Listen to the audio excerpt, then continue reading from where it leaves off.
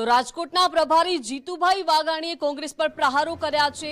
ચૂંટણી નજીક આવતા જ આ પ્રહારોનો દોર શરૂ થઈ ગયો છે। કોંગ્રેસ પર પ્રહાર કરતા જણાવ્યું છે કે ચૂંટણીના જે કાવા દાવા કરવા હોય તે કરજો અને આ ચૂંટણીમાં હવે જંગલેશ્વરનું જે જંગલ કાઢવાનું છે અને તે કાઢવાના જ છે તેવું જીતુભાઈ વાઘાણીએ નિવેદન આપ્યું છે। દાદાનું બુલડોઝર ગેરકાયદે દબાણો કરનારા પર ફરશે અને આવું નિવેદન આપવામાં આવ્યું છે। કોંગ્રેસ પર પ્રહાર કર્યા છે, અસામાજિક તત્વોને બચાવવા નીકળ્યા છો તેવું પણ તેમણે પ્રશ્નાર્થ કર્યો છે અને ભાજપની સરકાર તમારો પંજો ક્યારેય નહીં પડવા દે તેવું પણ આ નિવેદન આપ્યું છે।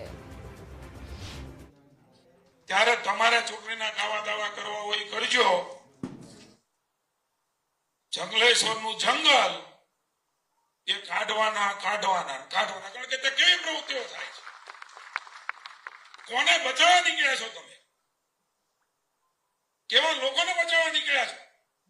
દાદાનું બુલડોઝર એ રાજ્યમાં અસામાજિક તત્વો હશે જેમને સરકારી દબાણ ખોટા કર્યા છે, જેના ફોજદારી ફરિયાદો પોલીસના ચોપડે હશે, એને જનતાના ભોગે એ સુખચેનથી ન રહી શકે, એમણે સરકારનું જનતાનું પાછું આપવું જ પડશે।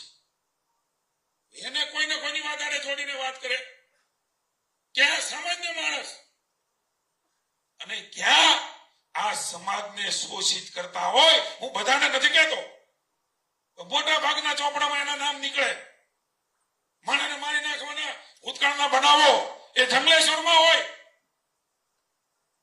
કોણ બચાવે છે? કોંગ્રેસ વાળા અન્ય લોકો નીકળી ગયા છે, અન્યાય કરો છો। અરે તમે આને હાચવીને જે જનતા સારી રીતે જીવવા માંગે છે એની ઉપર કઠોરાઘાત કરો છો, પણ આ ભારતીય જનતા પાર્ટીની સરકાર છે, તમારો પંજો નહીં પડવા દઈએ। ન માત્ર કોર્પોરેશન, જિલ્લા પંચાયત લખવું હોય તો લખી લેજો। જનતાના પ્રેમથી આશીર્વાદથી, તમારા સર્ટિફિકેટથી અમે નથી જીતવાના। અમારા હૃદયમાં અભિમાન નથી, નમ્રતા છે, ભાવ છે, કેવું છે, લોકોને સમજાવવાના છીએ અને એના થકી મત લઈને ભારતીય જનતા પાર્ટીનું શાસન એ કોર્પોરેશનમાં અમારી જે ટીમ બેઠી છે જનતાના આશીર્વાદ લેવા જવાની છે અને મળવાના છે। એ ભીતે લખેલું સત્ય છે। ચૂંટણી પૂરી થાય પછી મારી આ કેસેટ બહાર પાડજો, બોલ્યો છે ભૂપેન્દ્રભાઈને હાજરી કીધું હતું, સાહેબ સમગ્ર સૌરાષ્ટ્ર, સમગ્ર ગુજરાત એ આજે વિકાસની યાત્રામાં નીકળી પડ્યું છે, ત્યારે આજુબાજુ જોયા વગર આવો, આપણે સૌ સાથે મળીને ન માત્ર તાલુકા, જિલ્લા પંચાયત, નગરપાલિકા 27 પણ અમે જીતવાના છીએ। તમારે જે કાવા દાવા કરવા એ કરજો। અને રૂપાલા સાહેબ બેઠા છે,